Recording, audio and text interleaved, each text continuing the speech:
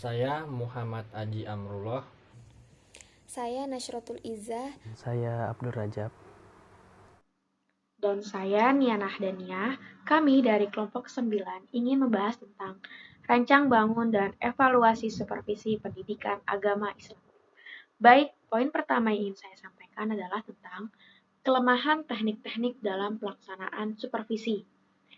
Poin yang pertama adalah perlu biaya yang banyak. Seperti yang kita ketahui bahwa teknik-teknik dalam pelaksanaan supervisi itu dibagi menjadi dua.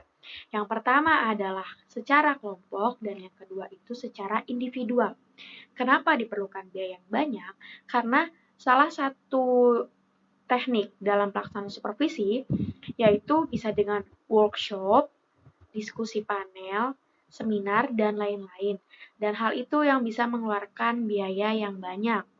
Poin yang kedua adalah perlu penyediaan waktu yang tepat. Jadi, untuk melaksanakan teknik-teknik supervisi ini tidak sembarangan, benar-benar harus disediakan waktu yang tepat.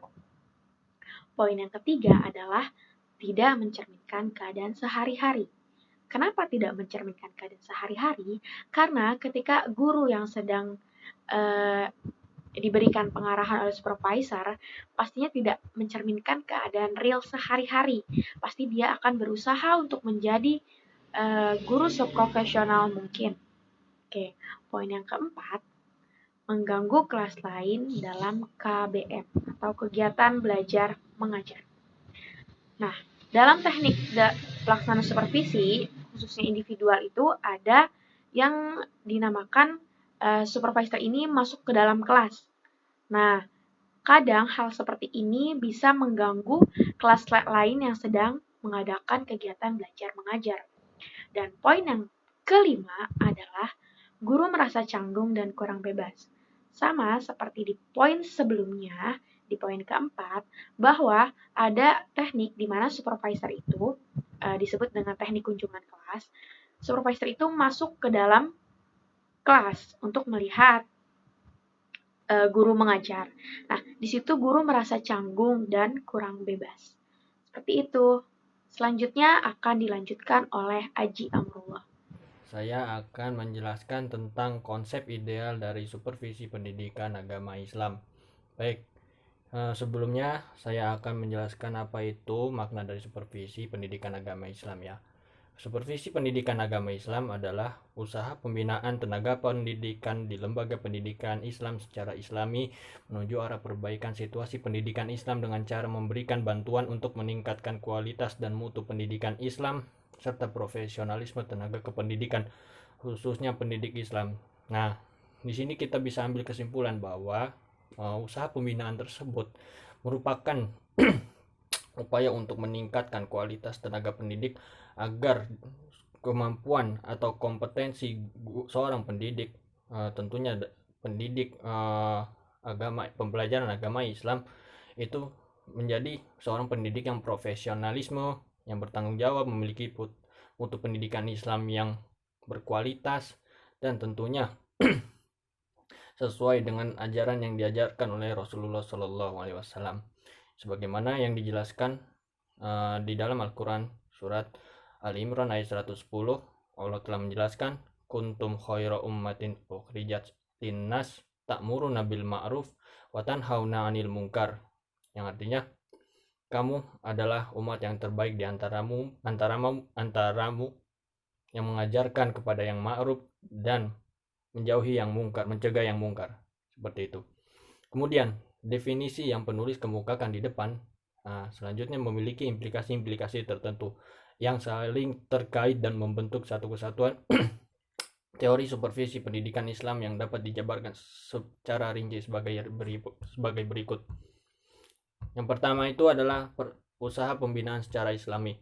Aspek ini menghendaki adanya muatan-muatan nilai dalam Islam. Usaha membina pendidik Islam seperti menekankan pada penghargaan, kemaslahatan, musyawarah, kualitas, menekan pluralitas individu dan pemberdayaan sumber daya. Nah, jadi di sini aspek yang di pertama ini tentunya merupakan poin penting, sangat penting. Kenapa? Karena ini merupakan usaha itu seorang supervisor dan seorang guru gitu. Nah, mereka saling berkolaborasi untuk menciptakan dan mengembangkan bagaimana pendidikan agama Islam ini tuh berjalan dengan baik sesuai dengan arah tujuan pendidikan yang benar gitu. Nah, kemudian yang kedua adalah terhadap tenaga kependidikan agama Islam di lembaga pendidikan Islam. Hal tersebut menunjukkan objek dari supervisi ini secara khusus diarahkan kepada para pendidik yang ada dalam lembaga pendidikan Islam. Jadi ini bersifatnya terarah untuk menciptakan peserta didik yang nantinya setelah dia lulus berguna untuk masyarakat dan tentunya mengamalkan apa yang dia pelajari di saat dia belajar di lembaga pendidikannya seperti sekolah, madrasah maupun pesantren. Kemudian yang ketiga, arah perbaikan situasi pendidikan Islam. Nah, hal ini menunjukkan bahwa yang diperbaiki tersebut adalah pendidikan Islam, bukan hanya pendidikan agama Islam. Jadi, banyak di antara kita, khususnya di masyarakat di lembaga-lembaga Islam, sekolah, madrasah maupun pesantren itu, kebanyakan mereka hanya memfokuskan kepada tujuan dari sekolah gitu, bukan dari tujuan pendidikan. Karena kebanyakan mereka itu tidak mempedulikan bagaimana peserta didiknya nanti akan memiliki bekal ke masyarakatnya sebagaimana yang telah diajarkan gitu oleh guru-gurunya. Namun sayang, apa yang diajarkan kepada peserta didiknya begitu selesai telah lulus dari sekolah atau madrasah maupun pesantren, sayangnya mereka tidak mengamalkan ilmu tersebut karena kurangnya gitu pengarahan guru kepada muridnya atau pengajaran serta pendekatannya itu begitu sangat kurang gitu yang diperhatikan dan kurang peduli. Nah, kemudian keempat, dengan cara memberikan bantuan. Hal tersebut berarti perbaikan mutu atau kualitas pendidikan Islam dilakukan dengan cara memberikan bantuan kepada pendidik.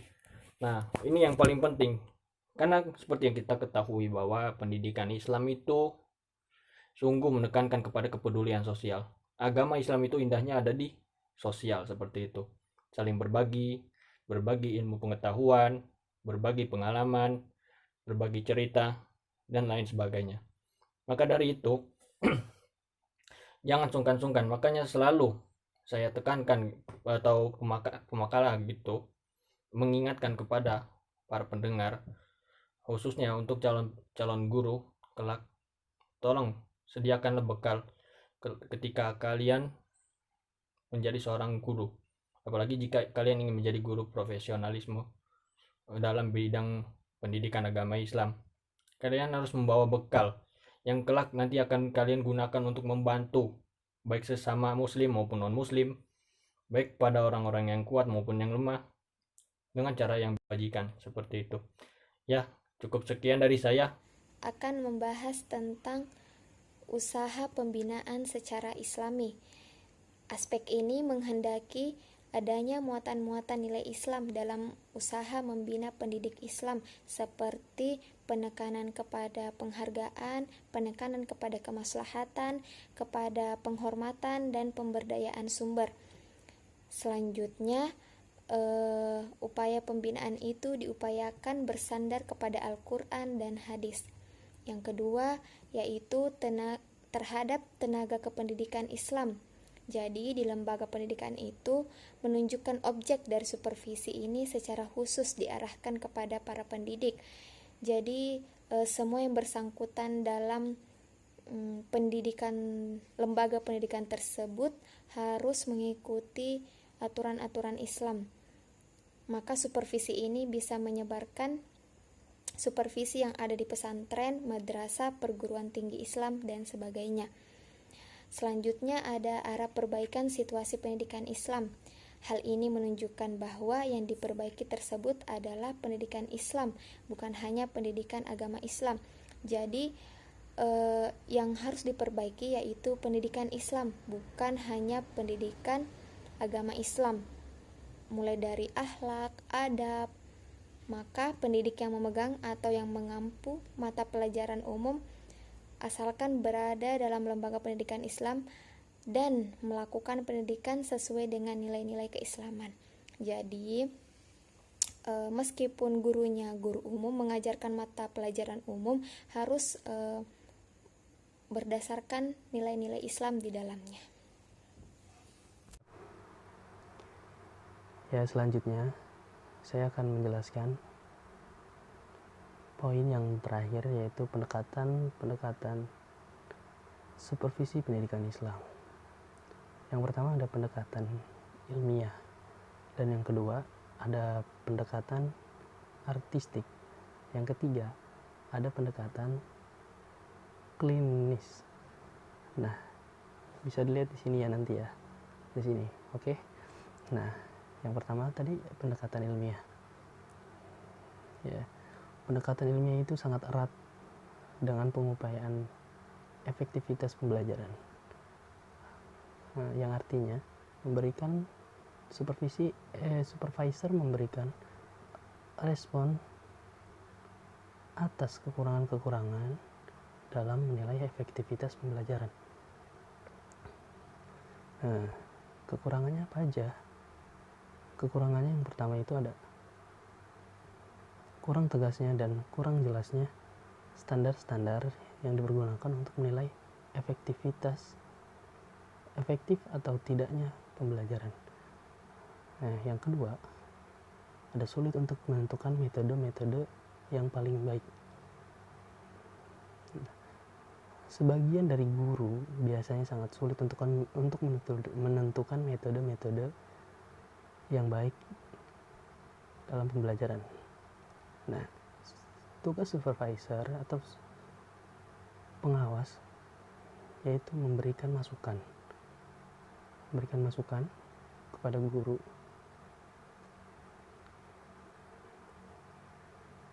metode apa yang sangat efektif dalam pembelajaran. Yang ketiga kesulitannya yaitu menentukan guru mana yang mengajar dan melaksanakan tugas yang paling baik. Nah, kemudian dalam pandangan ilmiah, pembelajaran dipandang sebagai ilmu atau sains. Maka perbaikan pembelajaran dapat dilakukan dengan cara supervisor menggunakan metode-metode ilmiah. Nah, berikut saya akan memaparkan ada beberapa langkah dalam melaksanakan pendekatan ilmiah. Yang pertama, mengimplementasikan hasil penemuan para peneliti. Kenapa kita harus mengimplementasikannya? Nah, karena dengan temuan peneliti kita dapat mengetahui mana pembelajaran yang efektif dan tidak efektif. Tentunya penemuan itu berdasarkan teori-teori pembelajaran yang teruji, sehingga supervisor bisa mencapai sasaran dari supervisi.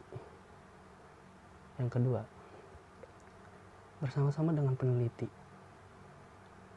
mengadakan penelitian di bidang pembelajaran dan hal lainnya yang saling berkaitan. Jadi di sini supervisor dan peneliti harus bekerja sama dengan peneliti. Yang diteliti adalah bidang pembelajaran atau yang lainnya. Yang ketiga ada menerapkan metode ilmiah dan mempunyai sikap ilmiah dalam menentukan efektivitas pembelajaran. Apa sikap ilmiah tersebut? Antara lain yaitu jernih dan memandang persoalan tanpa pretensi. Yang kedua ada menjaga jarak dalam hal yang diamati. Nah, yang ketiga ada kita harus objektif serta menggunakan kerangka-kerangka yang diakui dalam pendekatan ilmiah. Nah, kemudian kita masuk pendekatan yang kedua, yaitu pendekatan artistik. Jadi dalam supervisi itu, pembelajaran dan pendekatan yang menyadarkan kepada kepekaan. Jadi pendekatan artistik itu yang diutamakan kepekaan, persepsi, pengetahuan. pengetahuan supervisor sebagai sarana untuk mengapresiasikan kejadian-kejadian pembelajaran yang bersifat halus dan sangat bermakna dalam kelas.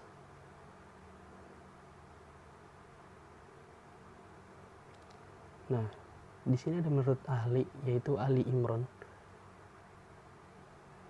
menjelaskan ciri-ciri pendekatan artistik dalam supervisi pendidikan. Yang pertama, menaruh perhatian terhadap karakter ekspresif tentang peristiwa pembelajaran yang terjadi. Nah, yang kedua, memerlukan jiwa seni dalam pendidikan. Apa saja halus, lembut, dan untuk menjangkaunya perlu dengan rasa. Nah, jadi di sini sebagai supervisor kita harus mempunyai jiwa seni yang tadi halus, lembut, dan bisa merasakan. Yang selanjutnya, mengapresiasi setiap kontribusi unik para guru yang disupervisi terhadap pengembangan siswa. Jadi sebagai supervisor, kita harus mengapresiasi cara unik guru dalam mengajar, dalam menentukan metode-metode yang dapat mengembangkan pengetahuan, kreativitas, dan kepribadian siswa. Nah, yang ketiga itu memerlukan hubungan baik dan menyenangkan antara supervisor dan guru. Jadi kalau supervisor dan guru tidak saling akur atau saling bersinggungan, maka tidak akan berjalan.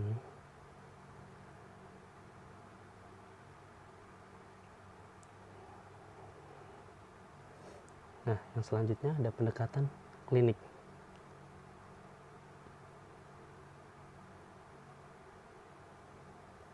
Pendekatan klinik ini dapat dikatakan merupakan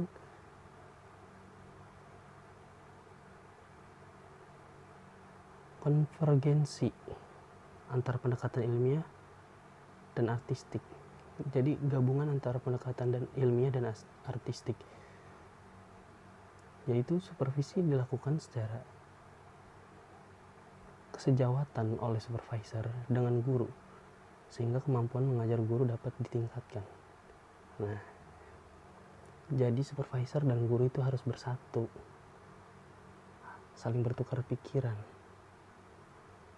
dan tidak saling menjatuhkan.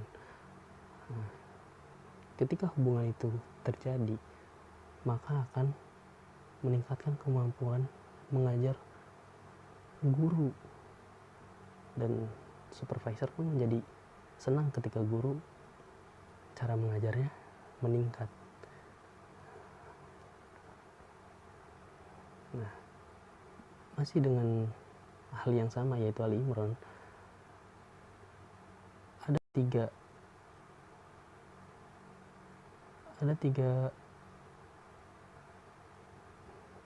cara supervisi pembelajaran dengan menggunakan pendekatan klinik ini.